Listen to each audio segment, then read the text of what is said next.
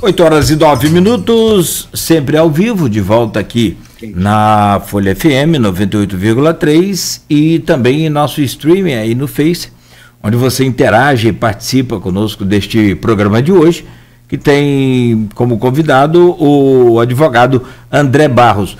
O André, conforme a gente combinou do bloco, finzinho do bloco anterior, o Aloysio pediu para você deixar a sua pontuação sobre a questão do assunto que estava sendo discutido, e aí você ia pontuar sobre a questão da usina Cambaíba. Fique à vontade, por favor. Rapidamente, a questão é o seguinte, até hoje, eu sou inclusive do grupo Tortura Nunca Mais. A minha tia, irmã da minha mãe, saiu de cadeira de roda do Brasil, foi barbaramente torturada e saiu em 1970, ela foi uma denúncia de tortura, né? Então, até hoje, a gente luta para descobrir os corpos, onde estão os corpos, né, de várias pessoas desaparecidas. Por quê? Porque os familiares, mesmo assim, depois de décadas, né, vão descobrir o que? Ossos se descobrir. Por que os familiares querem isso? Para ter o direito de enterrar os seus familiares, os seus entes queridos, né? Isso é muito importante para uma família, para os amigos, né? E é importante aí a gente verificar que um presidente da República que apoiou a ditadura, que matava as pessoas sob tortura e desapareciam com os corpos e queimavam também na usina de Campos e sumiu com os corpos jogando ao mar, né, no Rio de Janeiro, Petrópolis, como você falou, no Brasil inteiro. O que acontece hoje? As pessoas, essa doença, as pessoas estão morrendo sob tortura, sem anestesia, amarradas nas camas, e depois, quando elas morrem, as famílias não podem enterrar seus mortos. Não podem. As famílias não têm isso que tem até uma mitologia grega, né, Antígona, né, algo fundamental para a família. Então, quer dizer, não é de assustar que esse presidente, o que está acontecendo. É um genocídio sob tortura, onde as famílias não podem enterrar seus mortos. E o presidente da República, ele ironiza isso. Por quê? Porque ele é a favor, né, de que as pessoas morram sob tortura e os seus corpos desapareçam queimados ou jogados nas usinas de campo, ou em todas as usinas do Brasil, né, ou então jogadas ao mar, ou então enterradas em cemitérios clandestinos. Há pouco tempo nós descobrimos, em Niterói, uma pessoa da ditadura que foi enterrada como indigente num cemitério de Niterói, há pouco tempo, entendeu? Eu sou advogado dessa luta há muito tempo, então é uma luta muito séria. E aí a gente pode fazer que parar com o que está acontecendo no Brasil, sob o comando desse genocida na presidência da República. Perfeito. Sobre a sua queixa-crime, a notícia crime 9020, e que você falou mais cedo em que o próprio presidente teme por ela, eu gostaria de entender em como está o andamento, como que é o trâmite, quais são os trâmites desse processo, e em que ponto está já. O seguinte, o inquérito policial, ele é a peça preparatória da ação penal, que o nome é denúncia do Ministério Público. Então, a função de um inquérito policial, de uma investigação, é preparar a denúncia do Ministério Público. Então, o que eu fiz foi algo que qualquer brasileiro pode fazer.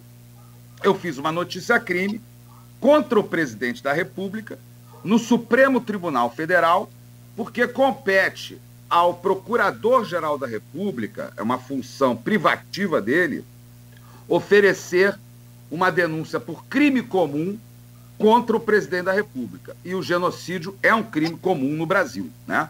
Eu não estou falando aqui de crime de responsabilidade, estou falando de crime comum. É como um homicídio, só que o genocídio é contra um grupo nacional étnico-religioso. Então, eu fiz uma notícia-crime ao Supremo Tribunal Federal pedindo que fosse distribuída ao Procurador-Geral da República.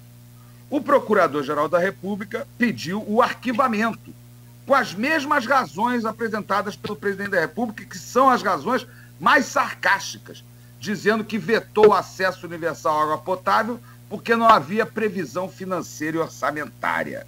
Inclusive, eles colocam inicialmente, é a confissão de um crime. Eles colocam inicialmente, tendo em vista a situação de vulnerabilidade dos povos indígenas, comunidades quilombolas, o Congresso Nacional apresentou um projeto, ele coloca, escreve, e aí diz que veta porque não há previsão financeira orçamentária. Já imaginou se acontecesse isso lá no Leblon, né? Tivesse faltando água potável no Leblon e o presidente dissesse, não tem previsão financeira e orçamentária, né? Imaginem só o que teria acontecido. Então, o procurador da República foi distribuída para ele, quer dizer, a ministra Carmen Lúcia, do Supremo Tribunal Federal, ela viu a minha notícia crime, a possibilidade de acontecer desse crime, então ela distribuiu ao Procurador-Geral da República. O Procurador-Geral da República tem duas medidas, ou pedir o arquivamento ou denunciar.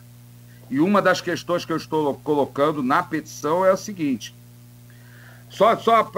vamos passo a passo. Então ele pediu o arquivamento.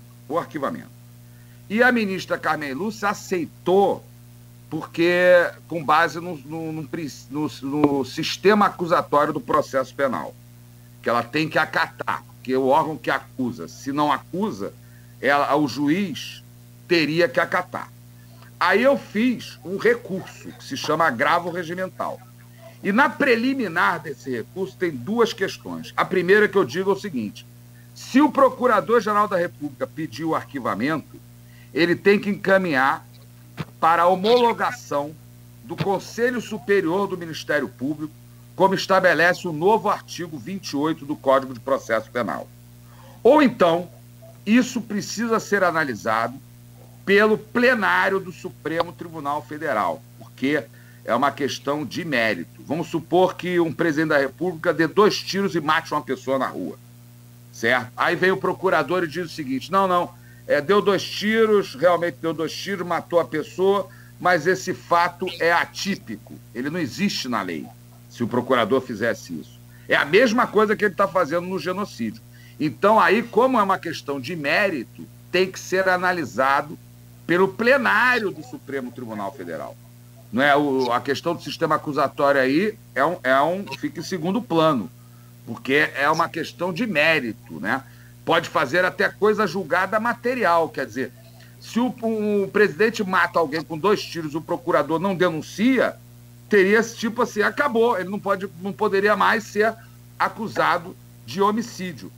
Então eu fiz esse recurso, e esse recurso, a ministra, obviamente, tem que admitir, o nome dele é agravo regimental, né? E a ministra colocou no plenário virtual. O que é o plenário virtual? O ministro chega, faz seu voto pelo e-mail e os demais ministros têm uma semana para votar, né? De acordo, tal. É um julgamento rápido, sem grande importância. Mas aí o ministro Edson Fachin, vendo esse agravo, ele fez o que? Ele pediu destaque. O que é pedir destaque? Ele retirou do plenário virtual e mandou para o plenário presencial, que é o julgamento com a presença de todos os ministros. Como a gente está na pandemia, é um julgamento em teleconferência. Então, esse agravo está na pauta, porque aí foi colocado na pauta no dia 9 de março, para ser julgado pelo plenário presencial do Supremo Tribunal Federal, né? Agora, tem 2 questões, porque tem a pauta e tem o calendário de julgamento. Ele já está na pauta. Então, a luta agora é para colocar no calendário de julgamento, que é botar uma data específica, né? Com horário e tudo mais. Então, a pressão que nós temos que fazer, nós, brasileiros, porque é isso que o mundo cobra da gente, é uma questão de soberania. É o primeiro inciso do artigo 1º da Constituição. A República Federativa do Brasil, formada pela união indissolúvel dos estados, municípios e do Distrito Federal, constitui-se em Estado democrático de direito e tem como fundamentos, primeiro, soberania. Segundo, a dignidade da pessoa humana, os valores sociais do trabalho e da livre iniciativa e o pluralismo político. Então, primeiro é a soberania. E quando o Tribunal Penal Internacional quer complementar, diz que tem que respeitar a justiça nacional, é uma questão de soberania. Então, isso é uma questão nossa. Nós, brasileiros, temos que resolver o nosso problema. E isso tudo são medidas que eu tomei, são medidas que estão na Constituição e estão no Código de Processo Penal. Nós estamos respeitando o Estado Democrático de Direito e cobrando das autoridades que tomem uma atitude, né? Então, a luta que nós estamos travando é para que esse julgamento seja colocado na pauta, porque mais cedo ou mais tarde isso será julgado. Agora, o problema é que a gente não pode esperar, porque a cada dia são 3.000 mortos, né? É um genocídio que nós estamos vivendo, é evidente, né? E nós temos que tomar, nós brasileiros, porque, como eu falei, todo mundo tem um amigo ou um parente que já morreu em razão dessa doença e que poderia estar vivo, né? Até pessoas com a idade mais avançada poderiam estar vivos hoje, né? É isso. André, tem aqui o Maurício Batista, sócio proprietário do programa. Ele está acompanhando o programa desde a primeira edição, ali, 28 de março de 2019, quando a Folha, a Continental, então Rádio Continental, Nogueira também era o gerente, era AM, mudou para FM, mudou para Folha FM. E o Maurício tem aqui 2 intervenções. Uma, ele pergunta se eu esqueci dos 4-1 ontem do Flamengo. Falar que eu não esqueci, não, eu vi parte de dilúvio, mas vi o jogo, né? União na Calheira, time chileno, o Flamengo lidera o seu grupo na Libertadores. Com a torcida do Cláudio Nogueira aí, já que o Fluminense dele não joga. Tenho certeza que ele... Estamos na Libertadores? Nem gostaria, não, mas estamos. Estamos na Libertadores? Estamos. Na Libertadores? Aham. Contra o quê? É que nós somos o Fluminense, né, cara? Não sei não. Por que nós estamos na Libertadores? Acho que porque... foi por causa da classificação do brasileiro. A gente entrou lá entre os 6 ali. Verdade, né? Verdade. Hoje joga com Santa Fé. Eu não gostaria, sinceramente, era melhor ter ficado quietinho em casa, mas... Mas ele faz uma pergunta aqui para o Maurício, faz uma pergunta para o André aqui, que eu acho pertinente, antes de a gente estar no tema do bloco. O doutor não tem receio de represálias contra a sua pessoa, já que o modus operandi do exército, ele coloca entre aspas, dele, Bolsonaro, costuma agir com violência? Olha, o medo que eu tenho é porque eles são covardes, né? Eles não têm coragem de enfrentar de frente. Por exemplo, eles começaram a fazer aquelas micaretas golpistas no ano passado, e aí as torcidas organizadas foram às ruas defender a democracia, saiu tudo correndo. Onde é que eles estão? Depois que as torcidas foram para a rua, eles correram. O Bolsonaro disse que ia dar porrada no Randolfo, né? Porque o Randolfo, você olha para ele e vê que é uma pessoa de paz, né? Não deve matar nem barata, né? E agora o delegado que está denunciando o outro genocida queimador de floresta, porque todo genocídio está ligado aos madeireiros, garimpeiros, né? Então, a única coisa que eu tenho receita é me pegar na escondida. Mas eles sabem que isso teria um grande problema para eles, né? Tem um grande problema para eles porque eu sou da Ordem dos Advogados do Brasil desde 1988, sou do Instituto dos Advogados Brasileiros e estou doido para vir a vacinação para a gente ir para a rua, para derrubar esse presidente da República, esse genocida que está na presidência do país. E nós, no Brasil, nós temos... Porque ele é boquirroto, ele faz umas ameaças, né? Por exemplo, eles aqui ficam sem máscara. Foram lá para Israel, botou tudo a máscarazinha, entendeu? Então a gente tem que começar nesse país a levantar, entendeu? E não se intimidar. Vai se intimidar por causa de uma pessoa. Ele não tem apoio das Forças Armadas. Isso é mentira. Ele pode ter apoio até dos caras, dos militares, que ele está dando emprego lá, né? Ele está dando emprego. E a gente vai ter medo de uma pessoa que vem ameaçar. Isso não está acontecendo na América do Sul. Não é isso que está acontecendo na América do Sul, né? A Bolívia teve eleições, foi eleito o candidato Evo Morales. O Chile está ali com problema, tal, mas vai ter a Constituinte. em razão da força do movimento feminista, né? A Argentina teve eleição, o Macri saiu no primeiro turno, né? O Equador entrou até uma pessoa conservadora, o Bolsonaro comemorou, mas estamos tendo, não tem golpe nenhum na América do Sul, né? Tem golpe nenhum. Nós estamos tendo, inclusive, uma reviravolta, porque agora todo mundo viu, que é uma coisa que não precisa nem ver, né? Não precisa nem estudar, né? O que aconteceu no Brasil, aconteceu na Argentina, aconteceu na Bolívia, aconteceu na América do Sul. O lawfare, utilizar juízes e as leis para impedir candidaturas, que foi isso que aconteceu. Quer dizer, o Moro impediu, já que vocês estavam falando até de futebol, né? O Moro impediu a candidatura do Lula, o Bolsonaro ganhou, e depois o Bolsonaro nomeou o Moro para ministro do governo dele. Seria a mesma coisa se nós tivéssemos uma final. Americano e Goitacás, hein? Americano e Goitacás. Aí o saudoso Eduardo Viana, caixa d'água, né? Escalasse o juiz, né? O juiz daria o campeonato para o americano e depois o caixa d'água ia botar o juiz como vice-presidente de futebol do americano, né? Apesar do caixa d'água era Flamengo, ele dizia que era americano, mas ele era Flamengo, né? Então é a mesma coisa, quer dizer, o que aconteceu no Brasil, basta conhecer futebol, né? Quer dizer, tirou um da competição, o outro ganhou e o outro chegou e nomeou ele. É tudo escancarado, não tem investigação.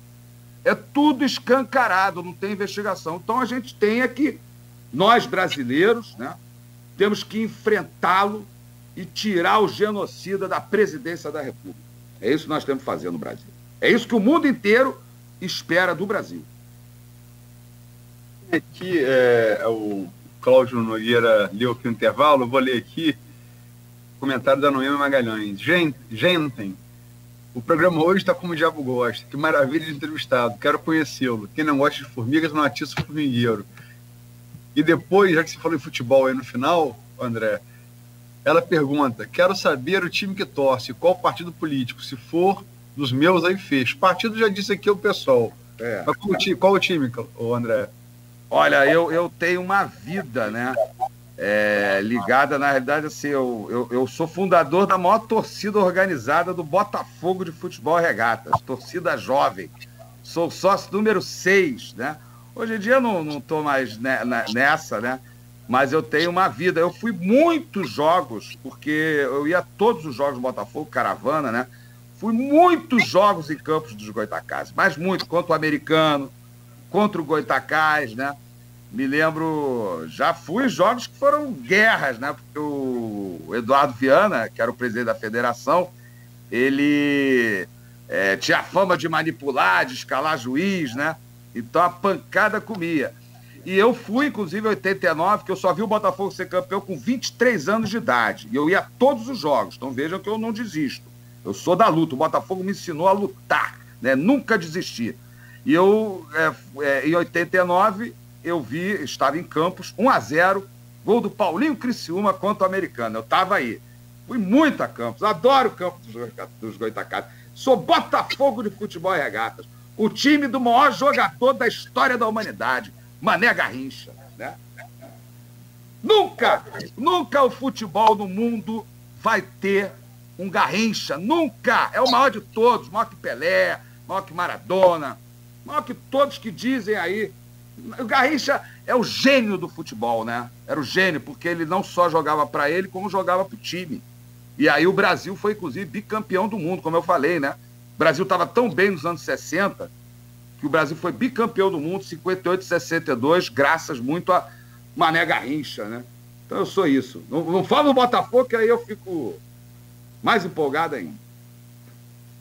Garrincha certamente foi a maior ponta-direita da história, né? O maior jogador do mundo é difícil afirmar, né? O Pelé certamente era mais completo, né? Foi mais completo. Agora, quando fala em Botafogo e em bicampeonato mundial, a gente está em Campos e não pode esquecer do maior jogador, eleito não pelo União Brasileiro, mas pela torcida que cobriu a Copa, o primeiro título de 58, com o seu maior jogador, mestre Didi, de Campos. Pô, quando você fala em Botafogo em Campos, não podemos esquecer. Luiz, eu tive a honra de conhecê-lo. Era um príncipe, realmente, como o nosso Rodrigo chamava. Luiz, eu também não posso deixar de falar o seguinte, Luiz. Eu fui da bateria do Império Esportivo, grande Didi, que magnífico. Eu fui da bateria do Império Serrano durante 25 anos da minha vida. Sou ritmista, braço forte. E tive a honra de conhecer, de passar noites com o grande Roberto Ribeiro. Os maiores cantores da música brasileira. De Campos dos Goytacazes, né? Botafoguense e Império Serrano como eu. Então, eu não podia deixar de falar disso, porque eu amo demais o Roberto Ribeiro. E tive a honra, não só conhecê-lo, como passar noites no Império Serrano com ele. Me dava bem com ele, muito bem com ele. Didi, inclusive, Vinícius de Moraes, como você era botafoguense também, André, tem um poema, não vou lembrar o poema inteiro, mas aí começa o poema assim, a um passe de Didi, Garrincha avança, colado o cor aos pés, o olhar atento, dribla um, dribla dois, depois se cansa, como medir o lance do momento. É um soneto que começa assim. Que magnífico. Mas você vê que até Vinícius coloca Didi, né, ali com Garrincha, né? Então, Agora, vamos lá. O tema aqui do bloco. Gostaria que você falasse da CPI da Covid, qual a sua expectativa? Eu perguntei no bloco anterior e você acabou falando mais da ação. E da falta de vacinação no Brasil. O Campos, por exemplo, está desde terça-feira. Coube a mim, infelizmente, dar essa triste notícia em primeira mão. Eu dei isso na noite de segunda. Ainda Campos está desde terça-feira sem Coronavac.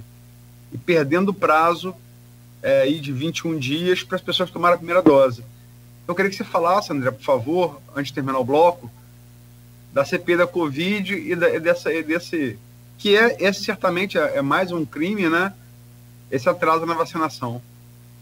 Olha, a CPI, Luiz, eu até coloquei, a CPI politicamente, ela é importante, porque sentimos aí que as autoridades brasileiras estavam omissas, né, diante do que vem acontecendo.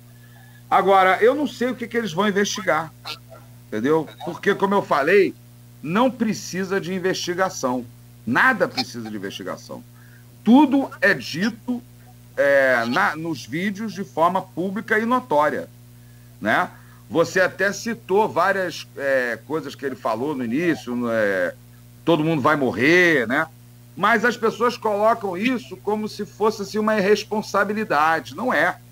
É uma atitude com intenção e finalidade. Que todo crime você tem que demonstrar a intenção e a finalidade, né? O crime de homicídio você tem que mostrar que a pessoa tem intenção de matar outra pessoa. Porque alguém pode matar alguém sem a intenção, por imprudência, por negligência. Aí está tudo claro, não tem o que investigar. Então, eu acho que nós vivemos no Brasil, na realidade, uma hipocrisia coletiva. Todo mundo sabe que o presidente é o genocida, o presidente assume que é genocida, se orgulha, o Bolsonaro se orgulha. Ele tem orgulho de ser genocida, tem orgulho de defender a ditadura, tem orgulho de defender um chefe de tortura. Ele tem todo o orgulho disso. Agora, ele não gosta da palavra genocida. E aí ele fica preocupado. Porque alguém falou para ele, da assessoria dele, olha, isso aqui não tem como sair. Vetou o acesso universal à água potável, né? Porque o crime que nós vimos contra os povos indígenas da América do Sul, historicamente, é o envenenamento de água. Envenenamento de água, né? E agora não, agora a gente tem um aprimoramento, que é negar logo a água. Coisa que o Brasil, todo brasileiro sabe que não se nega água. Todo brasileiro sabe, não se nega água. Qualquer pessoa que vai no boteco, uma pessoa que está em situação de rua, né? Que está na miséria, chega no boteco, o cara do boteco dá uma água para ele. Todo mundo sabe. Então, essa CPI ela tem importância política, mas ela na realidade, ela não precisa investigar nada. Porque é só o seguinte, o promotor, o inquérito policial é a peça que prepara a denúncia, a ação penal do Ministério Público. Mas se o Ministério Público tem as provas contundentes, ele não precisa, a rigor, nem pedir abertura de investigação, nem de inquérito. Ele oferece a denúncia direto com os documentos que ele tem, certo?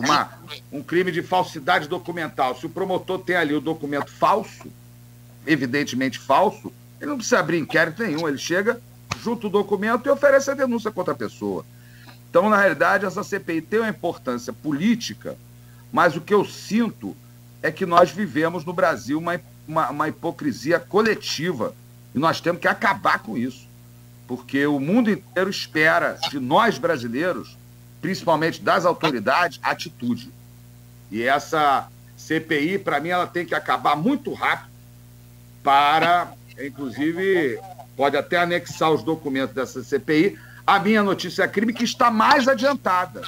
A minha notícia crime está mais adiantada que a CPI, porque ela já está no plenário presencial do Supremo Tribunal Federal. Então, essa CPI poderia encaminhar, inclusive, a documentação para a notícia crime 9020, que nós temos no Supremo Tribunal Federal.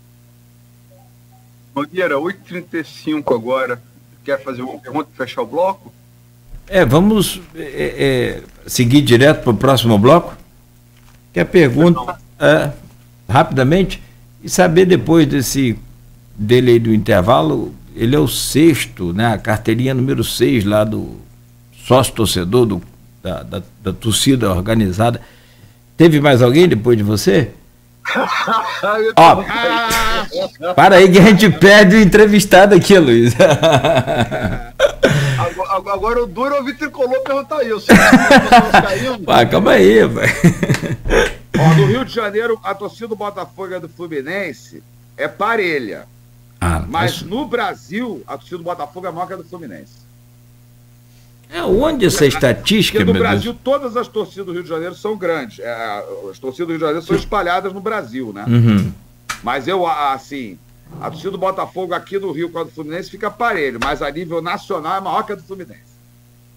Você sabe, sendo tricolor botafoguense, tricolor carioca, botafoguense, você sabe qual o cúmulo da coincidência? Você é o Maracanã, achar outro. Rapaz, essa pesquisa aí desses números aí de torcida botafoguense do Brasil também é complicado. Tá, agora, bom. Eu como flamenguista tenho que admitir, inclusive eu sou flamenguista de uma família tricolor. Meu pai falecido era tricolor, meu irmão tricolor inchado. Eu sou o único flamenguista entre os homens da família. Agora, o Fluminense e Botafogo pode ser torcidas menores do que o Flamengo e Vasco, que são de fato, mas são muito apaixonadas. Agora, já que a gente tem tempo, dizer uma coisa. O Bolsonaro, ele é casaca. Ele é casaca. Porque eu cansei de ver o Bolsonaro no jogo do Botafogo. Inclusive, vi o Bolsonaro uma vez em Madureira, quarta-feira à tarde, que é aquele jogo que tu torce mais pra nuvem passar do que a bola entrar. Calor desgraçado. Torce mais pra nuvem passar do que a bola entrar. Eu nunca esqueci, porque tava o Bolsonaro num degrau, e embaixo estava até o Ciro Garcia, que foi presidente dos sindicatos bancários, que é botafoguense também. Na época, acho que não tinha celular, senão teria tirado essa foto, né? O Bolsonaro e o Ciro Garcia, os dois torcedores do Botafogo. Mas não tem nada. Na ditadura militar, nós tivemos um agente do DOPS, presidente do Botafogo, que foi o Charles Boré. Quase acabou com o clube, né? Que a ditadura quis acabar com o Botafogo, né? O Botafogo foi o único time que perdeu a sede em Botafogo na ditadura militar, né? Então, só dizer isso, o Bolsonaro, até no futebol, ele é botafoguense e virou casaca. Quer dizer, ele é traidor do Botafogo e está enganando a torcida do Flamengo. Porque ele nunca foi Flamengo. Eu já vi ele em vários jogos. Então, só uma curiosidade, porque isso eu posso dizer porque eu sou de ir a tudo que é jogo e já vi ele várias vezes em jogo do Botafogo, entendeu? É botafoguense, traiu a torcida do Botafogo e está enganando a torcida do Flamengo. Não sei o que é pior, né? Só para o Alcenir Bueno cita aqui para terminar o bloco, cita aqui no comentário do Face, do streaming, ele fala que a gente falou aqui realmente do Garrincha e de Didi, e esquecemos de falar um outro grande campista que foi destaque na Copa de 62, no bicampeonato, ganhou o apelido Possesso, Amarildo, né? Amarildo? Grande Amarildo, esse aí eu conheço, né? Já vi em General Severiano. Só o seguinte, em 62, só para todo mundo Brasil saber, né? Em 62, de 11 titulares, 5 eram do Botafogo, porque o Pelé se machucou. Então, em 62 era Nilton Santos, Garrincha, Amarildo, Possesso de Campos, Didi de Campos, né? E Zagallo. 5 do Botafogo. De 11 titulares, 5 do Botafogo. Olha só, para o Brasil voltar a ser o Brasil precisa do Botafogo, meus amigos. Desculpa, mas precisa. Vamos lá, vamos ao intervalo. São 8h39 aqui na Folha FM e nós voltamos com o Folha no Ar, primeira edição, em instantes. Oferecimento dos laboratórios Plínio Bacelar e Proteus, engenharia de segurança, medicina do trabalho e consultas médicas.